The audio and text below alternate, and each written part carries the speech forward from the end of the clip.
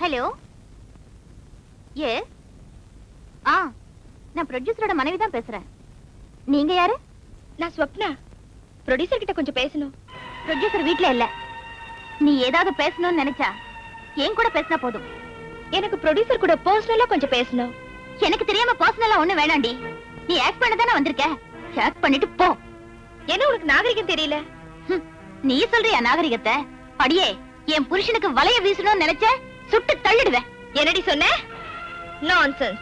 வெயிடி போன பொறுக்கி நாயே. சரளா, நீ சொப்னா கிட்ட எவ்வளவு நேரம்? ஓஹோ, சொப்னா. அவ பேரை கேட்டா போதும் தானா உருகிடுறீங்க. ஏய், நான் பல லட்சங்கள் போட்டு எடுக்கிற படத்தோட ஹீரோயின் அவ. ஹீரோயின் எல்லாம் சினிமாவோட.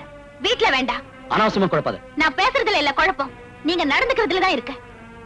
அது சரி, அப்ப அந்த அளவுக்கு வந்துட்டியா? சரளா, என் ரூட்ல குறுக்கிட்ட அவளும் இங்க வந்து குற்றம் பண்ணுவா, ஞாபகம் வச்சுக்க. என்னங்க?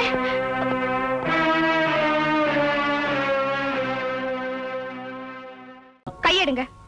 உங்க வைஃப் சொன்னாலே எனக்கு நாகரிகம் இல்லைன்னு. அவ புதுசாவா பேசுறா சொப்னா.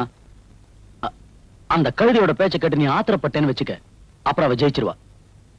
நான் உங்ககிட்ட கொஞ்ச நேரம் ஜாலியா பேசணும்னு நினைச்சேன். அதுக்கு அவ நாகரிகம் இருக்காங்கறா. அவ பேச்ச கேக்குற அவசியம் ஒண்ணும் இப்ப எனக்கு இல்ல. அதெல்லாம் அப்ப. நீ அவள மாதிரி பிடிவாதமா பேசினா என்ன அர்த்தம்? நான் ஒரு வார்த்தை சொன்னா போதும் 1000 பேர் என் பின்னாடி வருவான். என்னத்த பேசி என்ன?